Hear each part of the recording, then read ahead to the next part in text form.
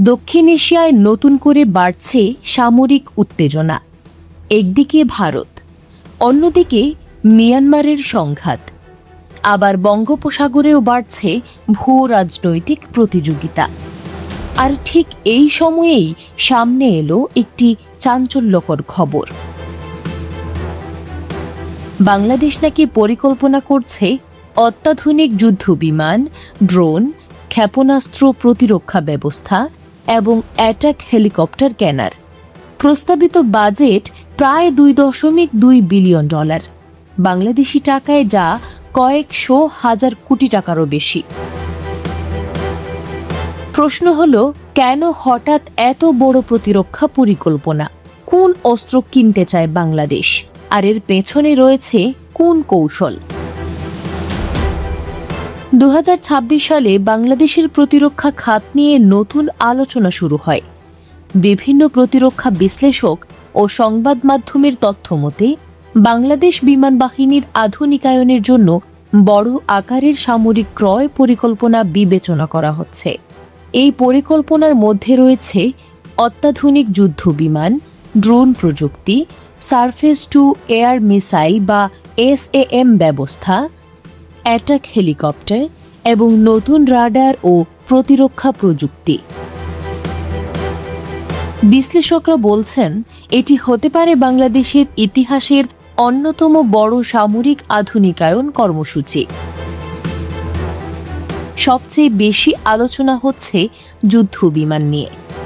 বিভিন্ন আন্তর্জাতিক প্রতিরক্ষা প্রতিবেদনে পাকিস্তান আইরোনটিক্যাল কমপ্লেক্স এবং চীনের যৌথভাবে তৈরি JF-70 থান্ডার যুদ্ধবিমানের নাম উঠে এসেছে। এই যুদ্ধবিমানটি তুলনামূলক কম খরচে আধুনিক যুদ্ধ সক্ষমতা দেওয়ার জন্য পরিচিত। এতে রয়েছে আধুনিক radar, beyond visual range missile capability, precision strike system এবং মাল্টিরোল যুদ্ধ সক্ষমতা।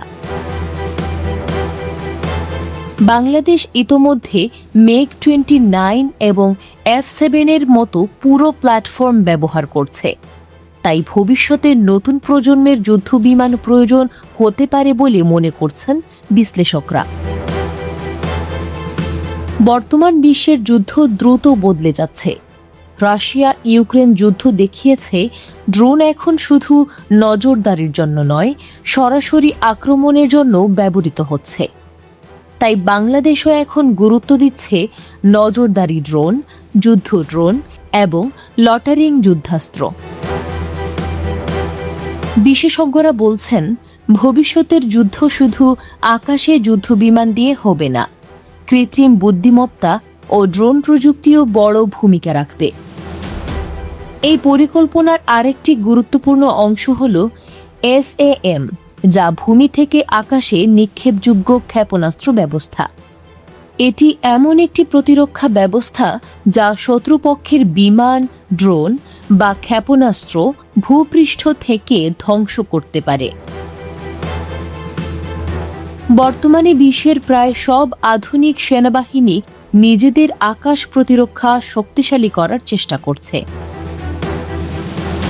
বাংলাদেশের জন্য এটি গুরুত্বপূর্ণ, কারণ বঙ্গোপসাগর এবং আঞ্চলিক নিরাপত্তা পরিস্থিতি দিন দিন আরও জটিল হয়ে উঠছে। বিশেষ করে সীমান্ত নিরাপত্তা, আকাশ প্রতিরক্ষা এবং কৌশলগত স্থাপনাগুলোর নিরাপত্তা এখন বড় গুরুত্ব পাচ্ছে। বাংলাদেশ সেনাবাহিনী দীর্ঘদিন ধরেই ট্রান্সপোর্ট হেলিকপ্টার ব্যবহার করলেও বিশেষভাবে আক্রমণকারী হেলিকপ্টার সংখ্যা খুব সীমিত।